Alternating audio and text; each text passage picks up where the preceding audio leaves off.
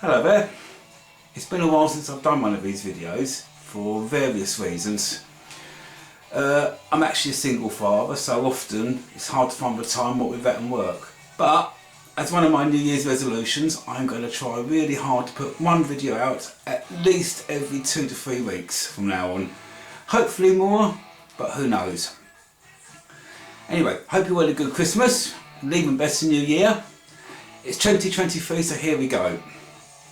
And I'm going to start off with a topic that raises a lot of issues. There's two camps to this issue, and there's a lot of arguing about it. But I'll tell you what I do, and I'll tell you why one side's right and wrong. In fact, both sides are right and wrong, but it's down to how you do this.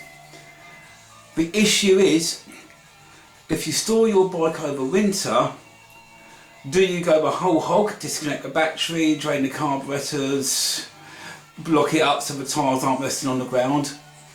Or do you start the engine once a week? Now, the argument against the first approach is that should you need to use your bike in a hurry, it becomes almost a complete pain and takes quite a while to get everything sorted out and back in again.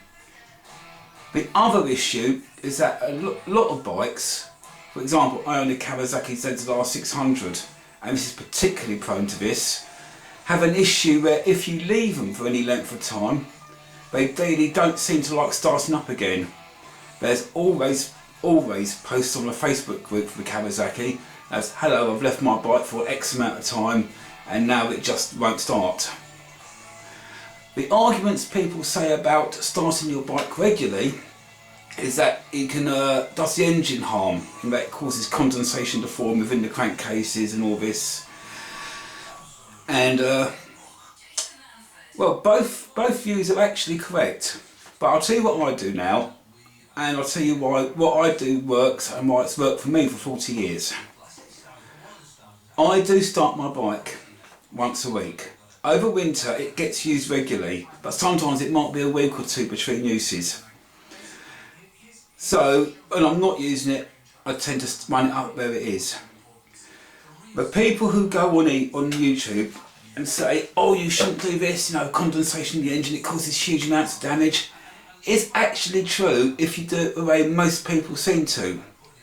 Now, what most people tend to do is go out, get the bike started wherever it is, then they walk away and have a cup of tea inside while the bike's left ticking over.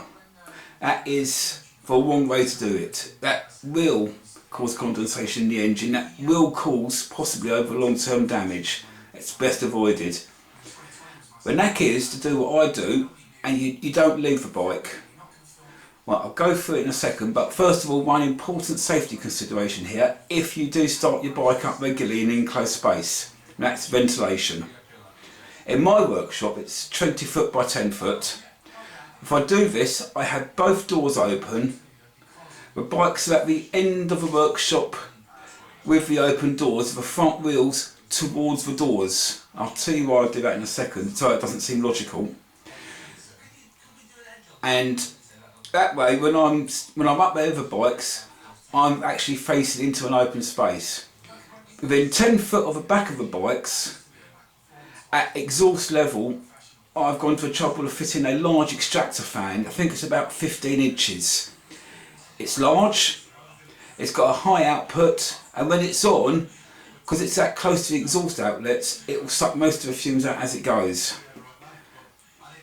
If you run your bike without adequate ventilation, even if it doesn't kill you straight off, you think, oh, I'm getting a bit dizzy here, I'll go inside. So, in the long term, doing that regularly isn't going to do your health any good at all. Trust me, it won't. Right, so let's get into this. The other thing first thing to consider before you do this is the state of your battery.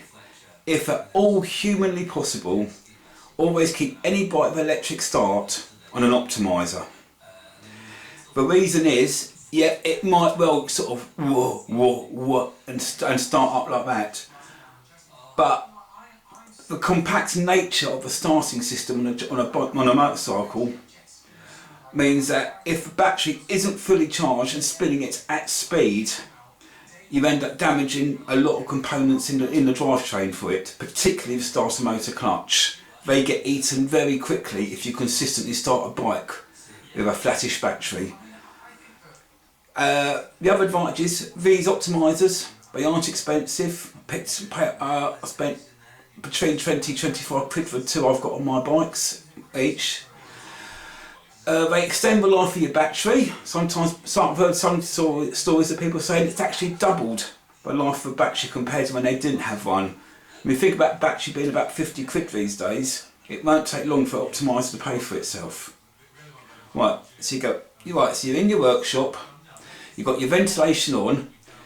I always disconnect my Optimizer before I start the bikes up because I know they've got a safety circuit in it to stop this from happening. I always worry about the bike putting charge back up into the Optimizer. It might cause some damage in the long run.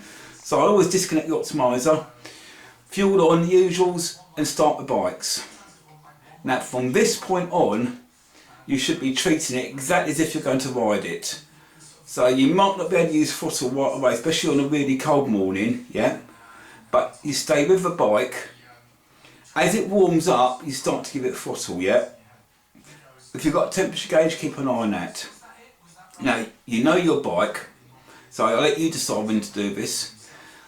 At some point, when it's sufficiently warm, the knack of doing this is to put the engine under load.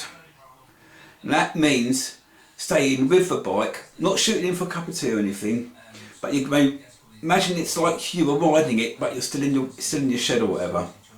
You're going to try not to drop below about 2,500-3,000 RPM, so you're going to have your hand on the throttle all the time, and you're going to be up and down. You're going to be feeding in throttle, backing it down, sometimes all the way up. Once it's sufficiently warm, of course, you don't want to damage your engine that way. But the thing is, you're always holding the revs up and you're keeping the temperature up that way, which means you don't really get that condensation forming in the engine that you would do if you left it ticking over for 5 minutes. Run the engine until it's hot. If you've got a temperature gauge, that is its normal operating temperature you're looking for. If you haven't, you know your bike, when you think it's reached a nice temperature, like it would be a nice heat, that's when you turn it off, because that is a point at which condensation shouldn't be an issue. Right. Turn off your fuel, reconnect your Optimizer, and what I tend to do before I leave a bike, particularly if I haven't used it regularly, and I try and do this bit every day. I do the starting once a week, but I try and do this every day. Give all your, especially a hydraulic brake, give them all a squeeze. I normally give them about 10 to 15 light squeezes. Because the wheel's not moving, just if you grab a big handful and squeeze really hard, and you do that persistently in the same spot, I have heard cases, especially the sports bikes and the very thin discs they have, you could actually warp a disc, which is not a good idea. So 10 to 15 light squeezes, then I tend to give all the calipers a light tap with a rubber mallet and spin the wheel. Because in this kind of, especially over winter, the one thing you can guarantee with virtually every bike with disc brakes is that those disc brakes and the calipers will try to seize. Doing that, I find, so and I've been doing it for 40 odd years, it doesn't tend to happen. Right, I think that's pretty much covered that. Oh yeah, talking of brakes, if you do take your bike out, particularly in the winter, you've got all the salt and crap on the road, when you get home, before you put it away, get a hose pipe out or a bucket of water and flush those brake calipers with clean water. You want to get all the salt and the crap out because that's the stuff which promotes the corrosion in the first place.